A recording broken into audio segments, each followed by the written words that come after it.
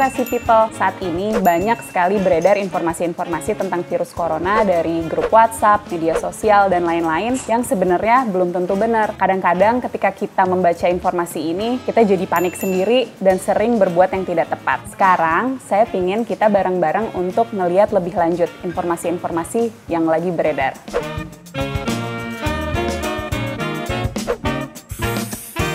Kalimat ini sebenarnya tidak tepat.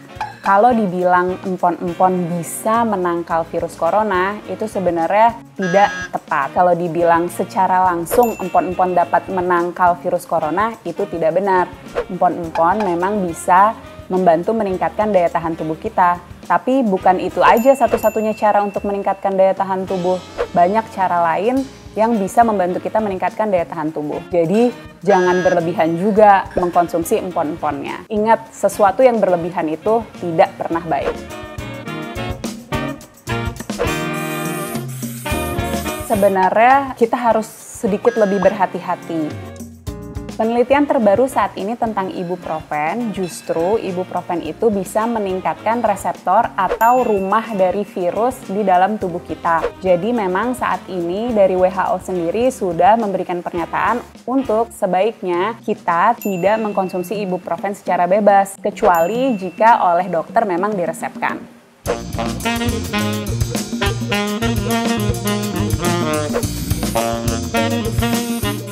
Nah, untuk yang ini kita juga harus berhati-hati. Tidak semua air mata semua orang bisa menularkan virus corona. Air mata siapa yang bisa menularkan virus corona? Air mata orang-orang yang ada gejala sakit matanya. Seperti apa? Misalnya mata merah atau konjungtivitis. Untuk itu semakin jelas nih narasi people. Pentingnya kita untuk mencuci tangan yang bersih dan sebisa mungkin menghindari tangan kita untuk menyentuh mata, hidung, ataupun mulut.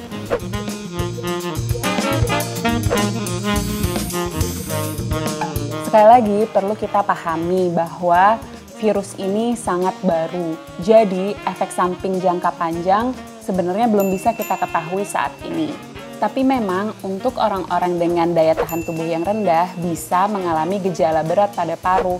Jadi untuk mudahnya, virus ini ketika masuk ke dalam paru-paru, dia bisa bikin peradangan yang hebat. Ketika peradangannya hebat, paru-paru jadi tidak bisa melakukan fungsi pertukaran oksigen dengan baik. Makanya dia sesak napas. Misalnya nih, ketika kita ada luka di kulit, sering penyembuhannya jadi jaringan parut, atau kalau lebih parah jadi keloid. Nah, itu yang mungkin bisa terjadi juga pada paru. Ketika peradangannya hebat, biasanya dia ada risiko untuk menyembuh sebagai jaringan parut, sehingga kedepannya nanti fungsi parunya lebih rendah. Tapi lagi-lagi ini tidak terjadi pada semua orang. 80% orang yang terinfeksi corona biasanya mengalami gejala yang ringan.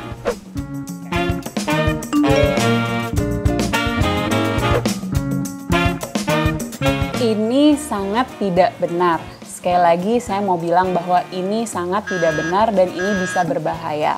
Untuk saat ini, penegakan diagnosis corona harus dengan menemukan virusnya itu sendiri ataupun mengecek antibodi di dalam darah. Jadi, tes tahan nafas 10 detik ini jelas tidak bisa mengetahui adanya virus ataupun antibodi di dalam darah. Ini juga bisa buat panik karena untuk orang-orang yang sebenarnya tidak terinfeksi corona, tapi dia mengalami infeksi saluran nafas karena sebab lain, itu bisa jadi ketika diminta untuk melakukan tes tahan pernafasan ini, dia juga nggak bisa.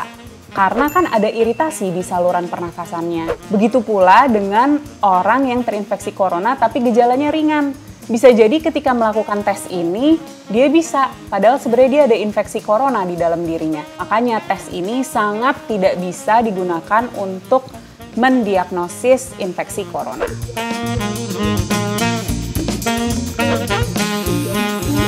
Untuk pernyataan yang satu itu, sebenarnya kita masih belum tahu. Itu sebenarnya juga merupakan harapan. Kenapa bisa ada prediksi atau harapan ini? Lagi-lagi kita harus balik ke fakta bahwa virus corona ini sangat baru. Kita nggak tahu sifatnya, banyak sekali hal yang kita belum tahu. Jadi ahli-ahli itu memprediksi berdasarkan virus corona yang lama. Misalnya SARS. Pada waktu itu, SARS memang ketika musim panas langsung kejadiannya menurun. Jadi sebenarnya ini juga merupakan harapan dan doa semoga ketika musim panas virus corona baru ini juga menurun. Oke, tadi informasi-informasi yang banyak beredar sudah berusaha saya jelaskan.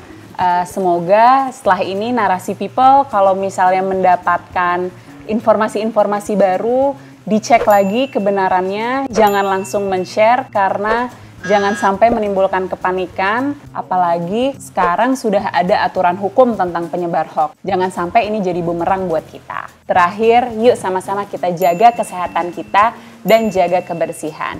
Ingat, usahakan sebisa mungkin untuk menjaga jarak, hindari keramaian, dan di rumah aja.